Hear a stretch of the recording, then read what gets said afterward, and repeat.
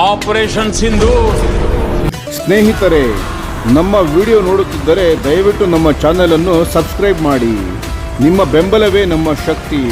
ಪ್ರತಿಯೊಂದು ಸಬ್ಸ್ಕ್ರಿಪ್ಷನ್ ನಮ್ಮನ್ನು ಇನ್ನಷ್ಟು ಉತ್ತಮ ವಿಷಯಗಳನ್ನು ತಯಾರಿಸಲು ಪ್ರೇರೇಪಿಸುತ್ತದೆ. ಹಾಗಾಗಿ ಸಬ್ಸ್ಕ್ರೈಬ್ ಮಾಡುವುದನ್ನು ಮರೆಯಬೇಡಿ.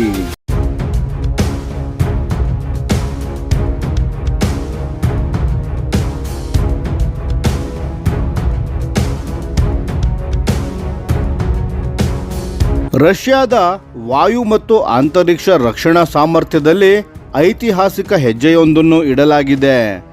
ನಮಸ್ಕಾರ ಗೆಳೆಯರೇ, ದೇಶ ಪ್ರೇಮಿಗಳೇ, ನಮ್ಮ ಯೂಟ್ಯೂಬ್ ಚಾನಲ್ಗೆ ಸ್ವಾಗತ ನಿಮಗೆ.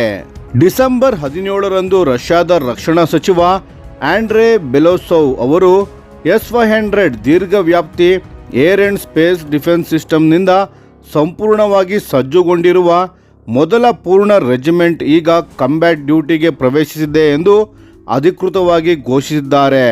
ಇದು ಮಹತ್ವದ್ದಾಗಿರುವುದಕ್ಕೆ ಕಾರಣ S-500 ವ್ಯವಸ್ಥೆಯ ಮೊದಲ ಘಟಕಗಳು 2021ರ ಕೊನೆಯಲ್ಲಿ ಏರೋಸ್ಪೇಸ್ ಫೋರ್ಸ್ಗೆ ಸೇರ್ಪಡೆಯಾದ 4 ವರ್ಷಗಳ ನಂತರ ಈಗ ಮೊದಲ ಬಾರಿಗೆ ಸಂಪೂರ್ಣ ರೆಜಿಮೆಂಟ್ ಆಪರೇಷನಲ್ ಕಂಬ್ಯಾಟ್ ಡ್ಯೂಟಿಗೆ ಬಂದಿದೆ. ಇದಕ್ಕೂ ಮೊದಲು 2024ರ ಡಿಸೆಂಬರ್ನ ಅಂತ್ಯದಲ್ಲಿ ರಷ್ಯಾದ armoured forces chief of general staff ಆಗಿರುವ ಜನರಲ್ ವ್ಯಾಲೆರಿ ಗೆರಾಸಿಮೋವ್ S-500ನಿಂದ ಸಜ್ಜುಗೊಂಡ ಮೊದಲ ಪೂರ್ಣ ರೆಜಿಮೆಂಟ್ ಈಗಾಗಲೇ ರಚನೆಯಾಗಿದೆ ಎಂದು ಹೇಳಿದ್ದರು. ಆದರೆ ಅದು ಕಂಬ್ಯಾಟ್ ಡ್ಯೂಟಿಗೆ ಪ್ರವೇಶಿಸಲು ಇನ್ನೂ 1 ವರ್ಷ ಬೇಕಾಗಿದ್ದೇಕೆ ಎಂಬ ಪ್ರಶ್ನೆ ಈ ಹೇಳಿಕೆಯಿಂದ ಉದ್ಭವಿಸಿತು. ಚೀನಾದ HQ-29 ವ್ಯವಸ್ಥೆಯನ್ನು ಆಗಸ್ಟ್ನಲ್ಲಿ ಬಹಿರಂಗಪಡಿಸುವವರೆಗೆ S-500 ಜಗತ್ತಿನಲ್ಲಿ ಸಂಪೂರ್ಣವಾಗಿ ಅನನ್ಯವಾದ ಡಿಫೆನ್ಸ್ ಸಿಸ್ಟಮ್ ಎಂದು ಪರಿಗಣಿಸಲಾಗುತ್ತಿತ್ತು.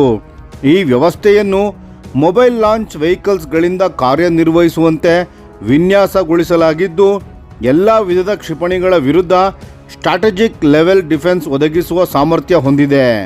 ಮುಖ್ಯವಾಗಿ ಇಂಟರ್ ಕಾಂಟಿನೆಂಟಲ್ ಬ್ಯಾಲಿಸ್ಟಿಕ್ ಮಿಸೈಲ್ಸ್ ICBMಗಳನ್ನು ಅವುಗಳ ಟರ್ಮಿನಲ್ ಸ್ಟೇಜ್ನಲ್ಲಿ ತಡೆಹಿಡಿಯುವ ಸಾಮರ್ಥ್ಯ S-500ಗೆ ಇದೆ. ಈ ಸಾಮರ್ಥ್ಯ ಇದುವರೆಗೆ ಕೇವಲ 2 ವ್ಯವಸ್ಥೆಗಳಿಗೆ ಮಾತ್ರ ಇತ್ತು. ಅಮೆರಿಕಾದ ground based mid course defence GMD ಅದೊಂದು ಫಿಕ್ಸೆಡ್ ಸೈಟ್ ಸಿಸ್ಟಮ್. ರಷ್ಯಾದ A-135 missile defence system. S-500 ಯೋಜನೆ 2015ರ ಪ್ರಾರಂಭದಲ್ಲೇ ಹಾಗೂ 2015ರೊಳಗೆ ಸೇವೆಗೆ ಬರಬೇಕು ಎಂದು ನಿರೀಕ್ಷಿಸಲಾಗಿತ್ತು. ಆದರೆ ಮತ್ತೆ ಆಗಿರುವ ವಿಳಂಬಗಳಿಂದಾಗಿ ಈ ಯೋಜನೆ ಮುಂದೂಡಲ್ಪಟ್ಟೇ ಬಂದಿದೆ. S-500 ಮತ್ತು S-300V4 ಹೀಗೆ ಇತರ ದೀರ್ಘ ವ್ಯಾಪ್ತಿ ಏರ್ ಡಿಫೆನ್ಸ್ ವ್ಯವಸ್ಥೆಗಳ ಉತ್ಪಾದನೆಯಲ್ಲಿ ರಷ್ಯಾ ಸಾಕಷ್ಟು ಯಶಸ್ಸನ್ನು ಕಂಡಿದ್ದರೂ S-500 ಉತ್ಪಾದನೆ ಮಾತ್ರ ಇನ್ನೂ ಸೀಮಿತವಾಗಿಯೇ ಉಳಿದಿದೆ. ಇದಕ್ಕೆ ಒಂದು ಪ್ರಮುಖ ಕಾರಣವೆಂದರೆ ಮೊದಲ ರೆಜಿಮೆಂಟ್ನ ಕಾರ್ಯಾಚರಣಾ ಅನುಭವದ ಆಧಾರದ ಮೇಲೆ ವಿನ್ಯಾಸದಲ್ಲಿ ಬದಲಾವಣೆ ಮಾಡುವ ಉದ್ದೇಶ ಇರಬಹುದು ಎಂದು ತಜ್ಞರು ಅಭಿಪ್ರಾಯಪಡುತ್ತಾರೆ. S-500 ವ್ಯವಸ್ಥೆಯನ್ನು ವಿವಿಧ ಕಠಿಣ ಪರಿಸ್ಥಿತಿಗಳಲ್ಲಿ ಪರೀಕ್ಷೆ ಮಾಡಲಾಗಿದೆ. 2021ರ ಡಿಸೆಂಬರ್ನಿಂದಲೇ ಆರ್ಕ್ಟಿಕ್ ಪ್ರದೇಶಗಳಲ್ಲಿ ಕಾರ್ಯಾಚರಣೆ, ಇತ್ತೀಚೆಗೆ ಜೂನ್ನಲ್ಲಿ ವಿವಾದಿತ ಕ್ರಿಮಿಯಾ ಪ್ರದೇಶದ ಸಮೀಪ ಕರ್ಚ್ ನಗರದಲ್ಲಿ ನಿಯೋಜನೆ ಮಾಡಲಾಗಿತ್ತು. ಈ ನಿಯೋಜನೆಯ ಮುಖ್ಯ ಉದ್ದೇಶವೇನೆಂದರೆ ರಷ್ಯಾ ಭೂಭಾಗವನ್ನು ಕ್ರಿಮಿಯಾದೊಂದಿಗೆ ಸಂಪರ್ಕಿಸುವ ಕರ್ಚ್ ಸ್ಟ್ರೈಟ್ ಬ್ರಿಡ್ಜ್ಗೆ ರಕ್ಷಣೆಯನ್ನು ಒದಗಿಸುವುದು. ಇದೀಗ ಈ ಬೆಳವಣಿಗೆಯಲ್ಲಿ ಭಾರತಕ್ಕೂ ದೊಡ್ಡ ಪಾತ್ರ ಕಾಣಿಸಿಕೊಂಡಿದೆ. ಡಿಸೆಂಬರ್ ಪ್ರಾರಂಭದಲ್ಲಿ ಭಾರತೀಯ ಮಾಧ್ಯಮಗಳು ದೃಢಪಡಿಸಿದಂತೆ S-500 ಖರೀದಿ ಕುರಿತ ಅಧಿಕೃತ ಚರ್ಚೆಗಳು ಡಿಸೆಂಬರ್ನಂದು ಪ್ರಾರಂಭವಾಗಲಿವೆ.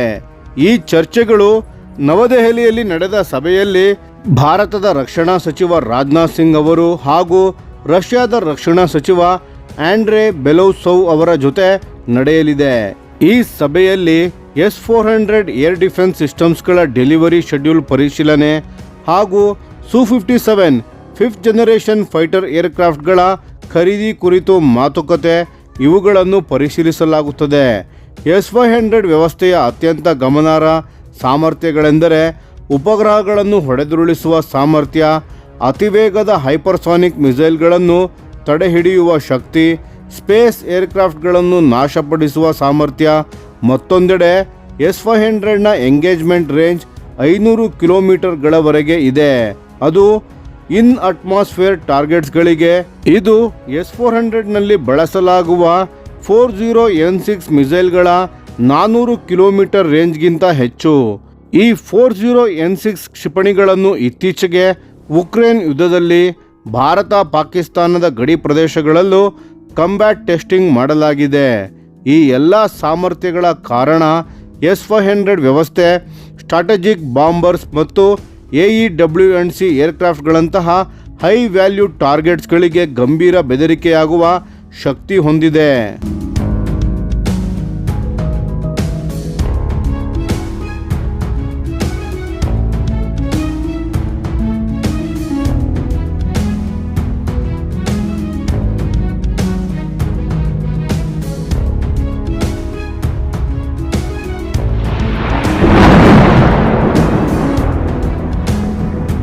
ಈ ವಿಡಿಯೋ ನಿಮಗೆ ಇಷ್ಟವಾಗಿದ್ದರೆ ಲೈಕ್ ಮಾಡಿ ಮತ್ತು ನಮ್ಮ ಚಾನೆಲ್ ಅನ್ನು ಸಬ್ಸ್ಕ್ರೈಬ್ ಮಾಡಿ ಹಾಗೂ ಬೆಲ್ ಐಕಾನ್ ಒತ್ತಿ. ಯಾವ ಅಪ್ಡೇಟ್ಗೂ ಮಿಸ್ ಆಗಬೇಡಿ. ಡಿಫೆನ್ಸ್ ಸುದ್ದಿಗಳನ್ನು ತ್ವರಿತವಾಗಿ ಪಡೆಯಿರಿ. ನಿಮ್ಮ ಬೆಂಬಲವೇ ನಮ್ಮ ಶಕ್ತಿ. ಭಾರತ ಬಲಿಷ್ಠವಾಗಲಿ ಎಂದು ಆಶಿಸುತ್ತಾ ಭಾರತ ಮಾತೆಗೆ ಜೈ. ಧನ್ಯವಾದಗಳು.